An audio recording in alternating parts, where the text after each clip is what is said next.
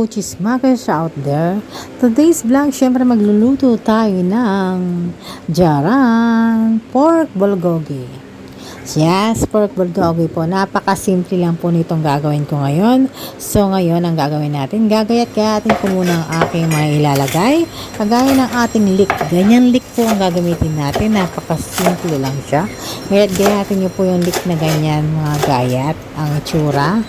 Kasi meron tayong gagawin dalawa. Yung isa para sa sauce, yung naman isa ay para sa ating garnish.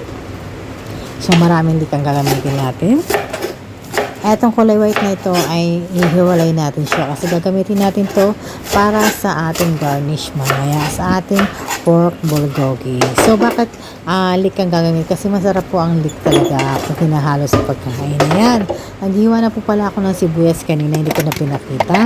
Sa isang wala ko yung ganyan blender. Ayan, kailangan natin ng garlic, onion, yung aking chop kanina. Kailangan natin ng soy sauce, 3 tablespoons of soy sauce.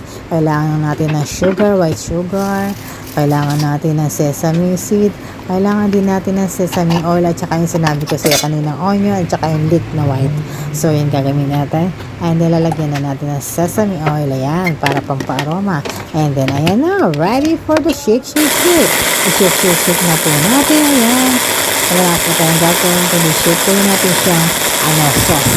Ito po yung magiging sauce ng ating bulgogi. Ayan, prepare ko na po ang aking bulgogi. Ayan, ilalagay na po natin siya dyan. And then, marinate po natin siya ng 30 minutes. Pero kung mas masarap po ito magdamag nyo marinate sa inyong ref. Kung naman kayo ay hindi busy, gumawa na kayo agad. And then, ilagay nyo sa ref. Mas nanonood po yung lasa niya pag ganun mga gagawin nyo. So, ayan, akin ang hinahalo-halo. I-spread mo lahat para lahat ay manood sa sauce na yun na ginawa mo. And then after nyan guys, ayan, 30 minutes na nakalipas. Ayan ang itsura niya.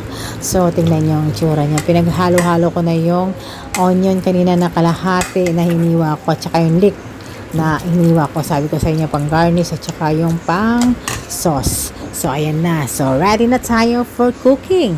Hintayin natin ng ilang minuto lang. So, ayan. Kaya handa ko na po pala ang aking malinis na kawali or tinatawag na wok. Ayan po ang ating malinis na kawali. Painitin lang natin siya. Ilalagay na natin ang ating ginawang marinated na pork bulgogi kanina. So, ayan. Lutuin natin siya ng banayad na apoy, guys. Ayan. Hanggang manuot po siya. Takpan nyo siya para po siya maluto agad. Ayan. Banabanayad lang ang pagluto niya. Huwag nyo munang gagalaw-galawin Pagka yung 5 minutes, bago nyo siya galawin uli. And then, ibibiling nyo siya sa another side naman para maluto siya. Ganyan lang po kasimple yung bulgogi pagluluto natin. Hindi na kailangan ng maraming procedure, ng maraming gagawin. So, ganito lang yung gagawin natin. So, kayang-kaya nyo gawin to. Kaya, so, ito na yung itsura niya. Nanunuot na dapat siya. Ganito yung itsura niya. Dapat nanunuot yung itsura ng ganyan. Tingnan niyo yung pork niya. Yung gagamitin po pala niyo yung pork is pang bulgogi. Yung maninipis. Hindi po natin kailangan yung makakapal na pork kasi hindi siya pwede dito. Talagang maninipis lang siya. Yung maninipis na hiwa. Yung moksal. Mga ganon. Ayan. Ito na po ang ating finished product. Lalagyan niyo po siya ng garlic at saka yung samjang at saka yung lettuce and then konting kanin. Yan po. Perfect na po ang ating pork bulgogi for today. So, try nyo ito. Matamis-tamis siya na may sipa ng konting kasi ito yung napakasimple ng niya. Hindi po manghang ang luto natin ngayon. Pwedeng-pwede ito sa mga bata. So, taste it na. Maraming salamat sa inyo, guys.